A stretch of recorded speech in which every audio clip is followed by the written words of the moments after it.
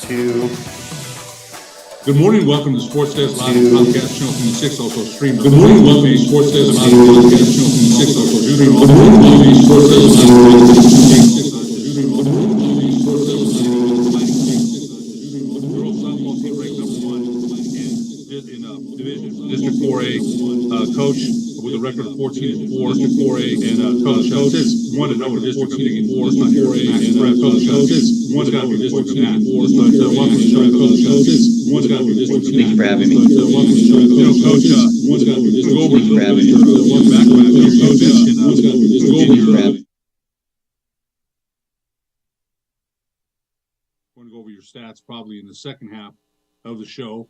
And as it is, the season's coming to a close, and you've got as it is, the season's coming to Santa Teresa, and you've got is that today? Season's coming to Santa Teresa. No, actually, we are only one. Yeah, we actually are only 1-0 in district. We are only one. Yeah, a couple that got rescheduled district wins last week. Actually, this week we played quite a bit. We have scheduled today. Actually, this week we played quite a bit. We have 2 on Friday against them. So we have a pretty busy week. And you got Chaparral with a single game and then 2 games to end the season.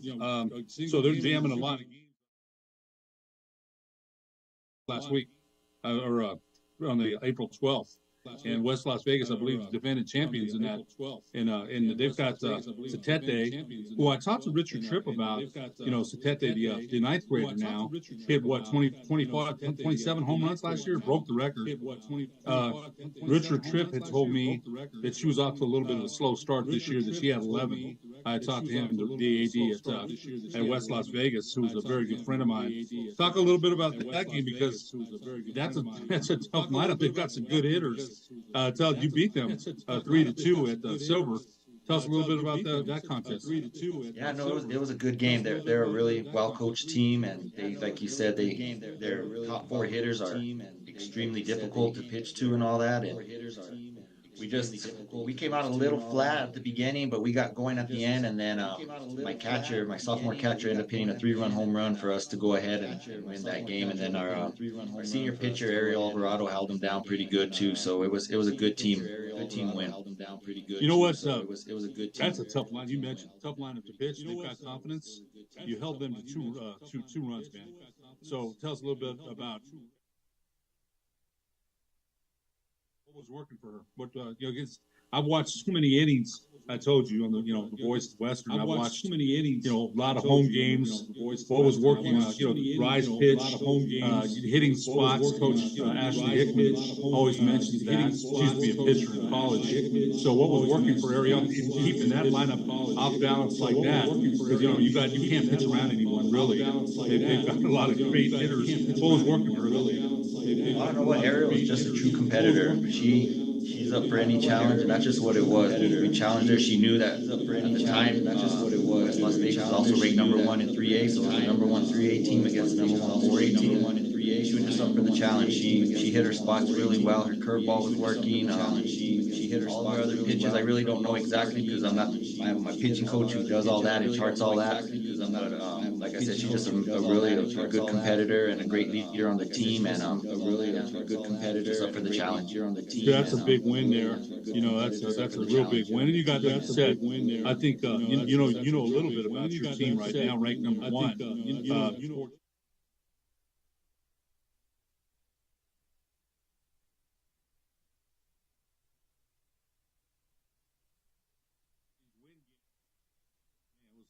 Over here in Albuquerque last week, gosh, one day it was a brown. A friend of mine say she was driving back from Hatch to Deming, or Deming to Hatch, and I always call that road a dungeon road at night, man. Because I'm taking that road, with my guys, and they wanted to leave like at 9:30, 10:30 at night. I'm like, hey, look, I want to get home, but I don't want to die, man. I don't want that road there. You're like this wide awake at night, because it's a 1-lane highway. But one of my friends said that they had actually closed the road at 2 in the afternoon because of the brownout. So here you are, jamming a lot of games into a short period of time. But again, 14-4, your team bats 4-1-4 as a team. You have to feel pretty confident about your last part of your schedule and where you are as a team so far this season. Your last part of your schedule. Yeah, and where you are as a team. we're in a good spot right now, and like I said, everybody's healthy right now, which was a big thing. And like I said, we have a lot of games, but we're okay with that. We have two awesome pitchers who carry us, and we're up for the challenge. Coach, talk about that. You talk about pitching, and at Western New Mexico, our pitching is very very solid. We're probably you have to get a couple. That conference there. One pitcher in I think it was West Texas A&M, who's ranked #1 in Division II, had a pitcher hitting 68-71 on the gun. She struck out about, and our young freshmen are really good. You got one coming next year, and we'll talk about her. We've got some freshmen that are outstanding. But she mowed them down, man. Mowed them down. So when you talk about pitching like that, tell everybody because we have two pitchers that can. You mentioned hit spots. That helps so much. You don't have to, if they can carry the load. Just tell us, tell the fans or the audience that's listening how important having that kind of pitching is to a team. Right now, it's 14-4, 1-0 district. Yeah, well, you can never have too much pitching. That's in any level. But yeah, we have our senior Ariel Alvarado, who's like I talked about earlier, is really tough. And then our number two or our second, no, really not number two. We have a 1A, 1B. They're neck and neck. And the other one is we have a sophomore named Azzy Madrid. She's also very, very tough. Loves to hit her spots too. Another competitor and always up for a challenge. Who's your pitching coach? My pitching coach is Eddie Lucero. Yeah, he must do one heck of a job, man, because Coach Hickman at Western is the pitching coach, and then Coach Jeff Young, who coached at Valencia, New Mexico State, Valencia and Los Lunas here, and then in New Mexico State, Jeff handles the hitters, man. So they make a really good team. And Coach Hickman is I have to interview her after the games, and she's always mentioning that hitting your spots, the mental approach. And one thing about her that I'll watch, and I watch intently when she goes out to the circle, is her approach is never like, hey, what do you? It's more like mental. She's always talking about the mental approach to pitching, and I think she's got a pretty darn good message, man. I watch intently. I'm around sports. I watch every coach there is. What's their approach, man? There's some great pictures of that you sent us. But talk a little bit about Coach Lucero's approach when you got pitchers like that are painting the black on the and getting their spots. That's very tough to beat. So talk about Coach Lucero's approach with his pitchers. Yeah, well, our main thing with any aspect of the game, we're talking about pitching right now, is one pitch at a time. If something happens and you had a bad pitch or whatever, you got to let it go and you got to move on to the next one. And his philosophy is just go in there and do their best. And what really helps us with that is his daughter is the catcher. So him and his daughter can work really, really well with each other, getting a game plan together and all that. So that really helps out too. Yeah, you know what? Coach's daughter. They always say coach's son, but a coach's daughter, man, and a catcher. I had a catcher last year work a game. I hardly ever work with a color commentator, but one of the catchers, Maddie Bleak, was hurt last year, and she worked a game with me, and amazing. What she was telling me about the catchers know what pitches are coming. They call the pitches, and so that's got to help your team and who's your catcher? Gabby Lucero, Vanessa Lucero. She's only a sophomore. Yeah, she's only a sophomore, and she started as an 8th grader. Okay, so like Matete in Las Vegas started as a sophomore or as a 8th grade. Yeah, we had two 8th. Oh, sorry. Yeah, we had two 8th graders that started on our state championship team in 2023. One was Gabby, and the other one was my daughter, Mia Sanchez, in left field. So we have a lot of experience. Even though they're young, they have a lot of experience. That counts for a lot, especially pitching and catching. How much is important is that? And you have a catcher that was part of a state championship team. You started this as you started as a assistant varsity wrestling coach until 2014. You graduated from Silver, and that's got to mean something to you to be at your alma mater. You went to Western New Mexico. You graduated college from there. You started coaching softball at Silver High now, and you've been there 10 years. JV assistant softball coach from 2020 to 2022. Head JV softball coach 23 to 24, an assistant softball coach, and you were just named the interim head coach at Silver City this past year, by your athletic director, Artie Sanchez. Yes, sir. Yeah, and Artie, I got to know Artie when he used to keep score there at Western at the football games. So I got to know Artie a little bit, man. He's a great guy. I really like him a lot. What did that mean to you to be named the interim? You know, at a place where you grew up at. You've given a lot back to that school, man. A whole bunch. What did that mean to you? You know, it was a great honor, and I actually got a coach with Artie too. Artie was part of our staff when we won it a couple of years ago too. So to have him as the AD now and know everything that we go through and all that, it's awesome. But it's a great honor to take over a program with so much success that we've had here at Silver High, and just really blessed to be able to do it. Did you see yourself as is that what you had wanted to be the head coach, or? No, never. My intention was ever to be a head coach of any sport. I love to coach, don't get me wrong, but I like to coach and go home. And as a head coach, you know, there's a lot more duties that come with this, but God put me in this position for a reason, and I'm all on board. Oh, you're not kidding. It is different, man. It is. When the head coach, I know, being around sports here, even in Albuquerque, oh, man. You know, that's why you have to have good assistants. Artie knows that, right? Artie knew that. And assistants are underrated. They really are, because they take care of, like you said, Coach Lucetto, taking care of the pitching. Coach Young over there at at Western takes care of the hitters, mental discipline. You know, he's a heck of a softball coach. I really have a lot of respect for him. And then Coach Hickman, and then they have a graduate assistant, Sarah Polanco. A couple of years ago, Coach Hickman was by herself, man. And, you already know that's at the college level. And so, they've come and adding Coach Young and Coach Polanco really helped, man, especially Coach Young, who has that experience at Valencia and New Mexico State. I learned a lot just by bending my ear and listening to both of them talk, after the game about situations. And they threw you in the fire, man. But it's going pretty well. I mean, yes, and I have an army behind me. I have a great staff behind me. I have somebody doing almost every part of it, so it's running pretty smooth. Did it change your mind, where you are now and where the season's not over yet, and you've got some challenges? Artesia's in your class. Artesia's always got a good softball program, and at the state tournament, we don't know what's going to happen. We don't. It comes down to a pitch, a call, a bounce. I always say that. It comes down to a lot of things to hoist that blue trophy, but you've been part of a championship team in 2023.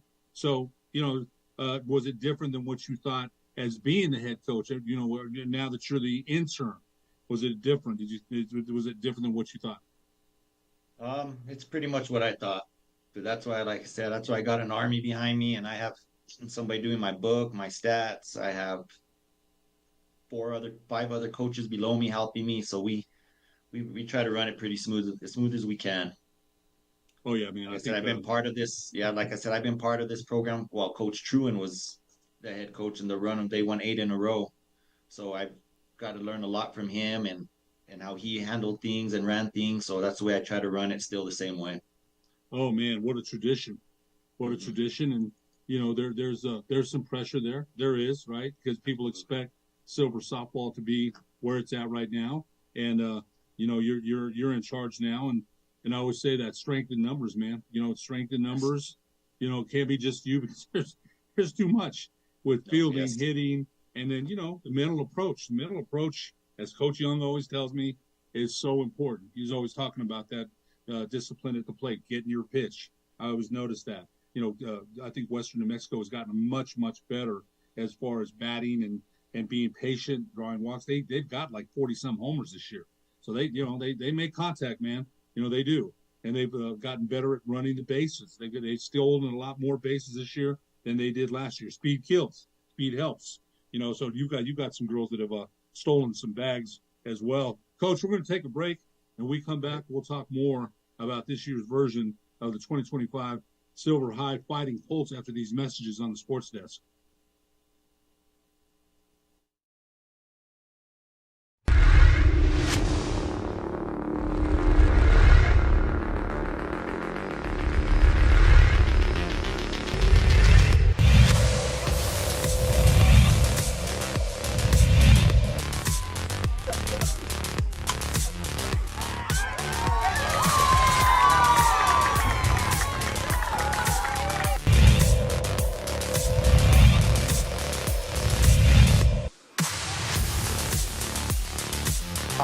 skyward. Uh-oh, going deep, deep, deep, deep, deep, deep, deep, deep. Bye-bye. That didn't look like it had anything going. And it just kept fading. If you look at the flags, they're at a dead standstill. And Ryan Hutchison just deposited it.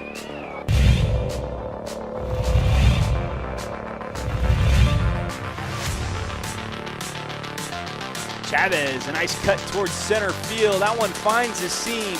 Grady will round third, and she's going to take home plate. So an RBI double for Jordan Chavez makes the score 8-6 in the bottom of the second.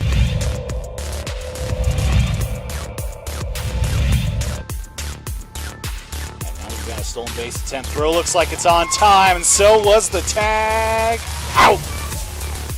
Long as they were looking to have that ball. Beautiful throw.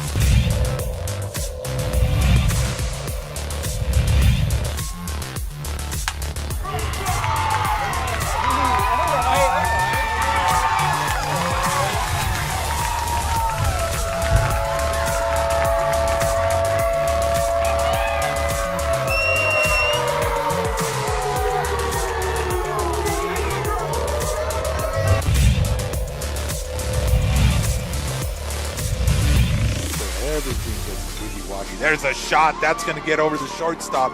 That's going to bring in 2 runs. Maybe not. Oh, he missed the tag. So coming across.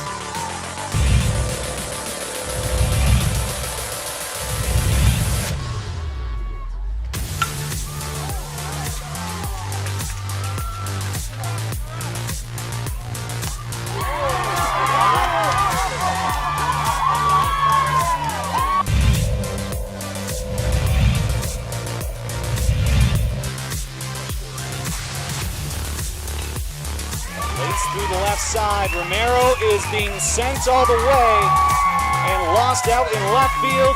It's a walk-off single for Aiden Gonzalez.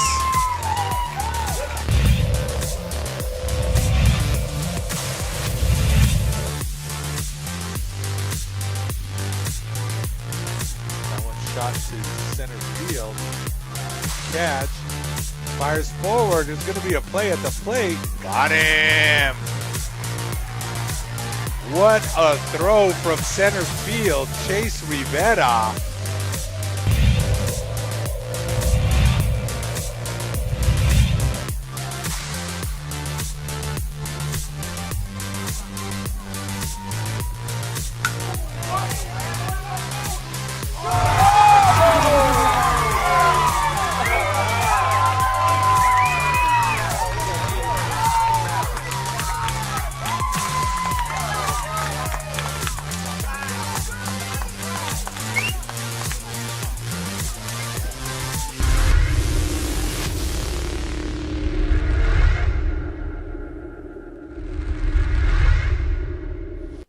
Welcome back to the Sports Desk live on Comcast Channel 26, also streamed on Facebook. I'm your host, Ed Nunez. Our very special guest today, Silver Fighting Colts softball coach Jason Sanchez. And, coach, in the first half, found out a little bit more about you. And you coached under Dwayne Truan, who won 8 straight there. And that's power, man. You win one, and it's like people that don't know how hard it is to win one, he won 8. That speaks to the program, and you mentioned the program didn't get off the ground till late in the 90s. So, and obviously, Coach Truan, who would have been on the staff this year, but is tended some personal issues. What did you learn under him? What made him or makes him? Because there's a chance he may return. What makes him such a good coach? I mean, you win 8 like that. Man, he's doing something right. What makes him such a good coach? Yeah, I know what I learned everything from him. When I came into coaching, he's the one that convinced, well, actually, it's a story, but he convinced my 2 little daughters to get me to coach. So that's how I got into it. But when I got into softball, I knew absolutely nothing about softball at all. So it was a learning process. I learned a lot from him, Coach Lopez, and yeah, Coach Truan ran a really good program. He had great assistants too, and it was a well-oiled machine for 8 years in a row. That's incredible. Yes. That's incredible, man. Because the other thing is when you win one, there's marks on your back. Everyone's got you circled. They want to beat Silver. They want to beat him, and he won 8 in a row, man. That's I don't know if that's talked about enough. That's an incredible record. And when you say that, you had a smile when you said he convinced you to coach softball, and you didn't know anything about it, right? But you learn, and you learn from some good people. Artie Sanchez being one of them as well. Absolutely. What do you feel like you are now with your softball IQ? Because it takes a while, right?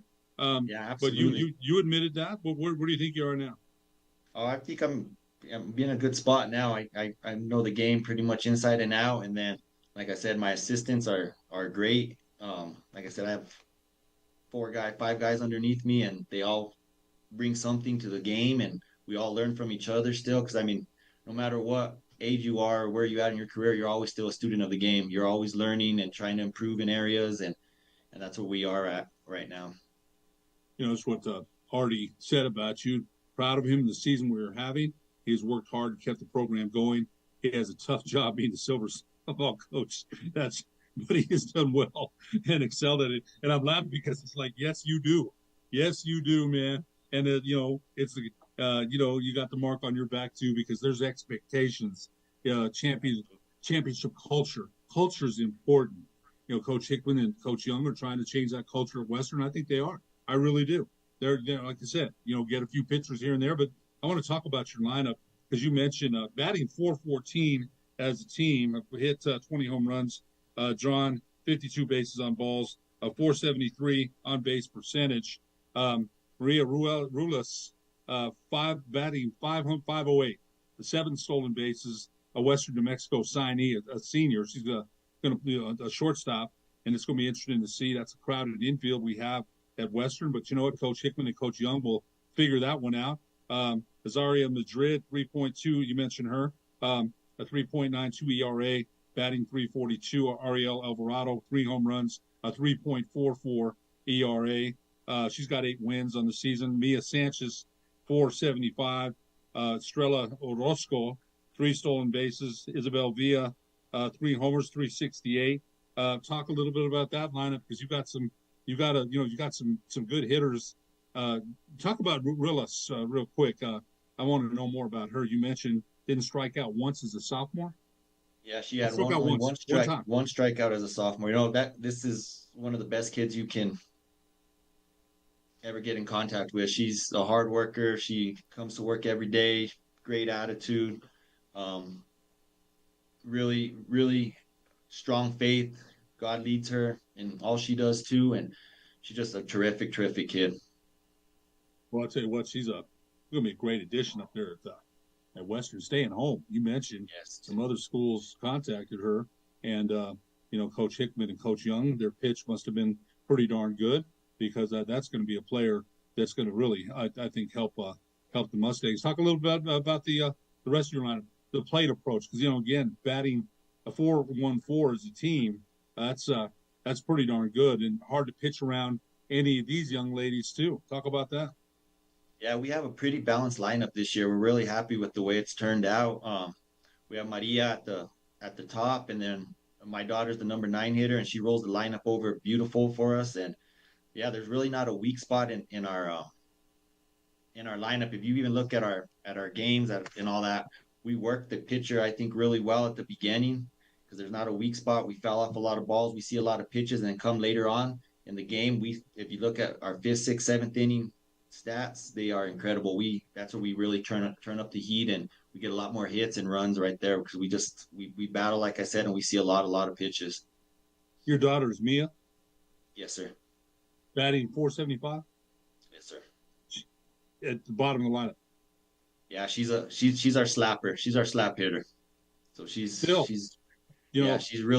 pretty fast. 10 stolen bases. Yes. Yes, as a sophomore. So I think to that point, Western's. I look at their lineup, and their number 9 hitter Madison George has done pretty well. Nobody to pitch around 6, 7, and 8. They slumped a little bit towards the end of the year. They've got a couple of series left, but when you have a number 9 hitter batting .475. That's tough, man. On the other pitcher, you mentioned pitchers and spots and locations. That's pretty tough. I think that's, and then your daughter is, she's your daughter. So she's been around. You talk, I'm sure when you go home, sometimes you want to unwind sometimes too, and maybe get away from it, man, because my son and he broadcast with us too, man. And my wife kind of separates us when we have family things. That's all we do is talk about what's your game, who'd you call, who'd you interview, and so sometimes you have to decompress. But I'm sure you guys are sitting there talking about situations as well. I'm sure. Absolutely, all the time. So yeah, but like you said, there's a time you got to separate from being a coach to being a dad, and vice versa. And we've done a pretty good job of doing that over the years with her and my oldest daughter. My oldest daughter graduated last year, and same thing. So it's been fun to be able to be with them and just take this adventure with them, and it's been a true blessing. Those are situations. I coach my son a lot too when he was growing up in basketball, and I told somebody the other day that nobody made me more mad than he did. He really did. He brought out that, hey, but he's my son, right? I'm the same guy telling him to clean his room, and he turned out to be a coach for a while too. He coached basketball at St. Pius. So you never know what your daughters are going to do, if they're going to stay the game that they loved so much, and they got to share it, with their dad, man. That's that there's nothing like that. I think that has to be some great memories there when you see your older daughter, now your younger daughter, who's still got 2 years to play. Coach, we mentioned what is Silver. You got everything here, man. The pieces, the pitching, and you got to keep going. You got to keep practicing the same. The message has to be the same. The approach has to be the same. But what's it going to take for Silver to bring home that blue trophy? I think there's going to be some tests, man. This week is a big. These weeks coming, right? Deming, Tedessa twice, Deming again, Chaparral 3 times. Some tests await the Colts. What do they have to do to meet the challenge? Well, we just got to stay course. We just got to. Big thing, we got to take one game at a time. Like I always tell the girls, the next game up is the biggest game of the year, and we just got to stay trucking on that. And God willing, we stay healthy, and we'll make a push and hopefully get a little luck. I mean, no matter what, you always need a little luck out there. So hopefully we get a little bit of luck and the ball just bounces our way. Boy, that you think about it, 8 championships in a row, man. 8, man. That's incredible. It really is, because you figure one of those is going to be like the luck you mentioned goes somebody else's way. Yep. 8 championships. So Silver has a reputation and a culture that's been well established. Silver softball Fighting Colts coach Jason Sanchez, #1 Colts. They finished off the season and with some challenges ahead. But Coach, we appreciate you being our guest on the Sports Desk this morning. Thank you. Anytime. Thank you for having me. You bet. For producer Alden Iwani, I'm Ed Nunez. We'll see you next week on the Sports Desk.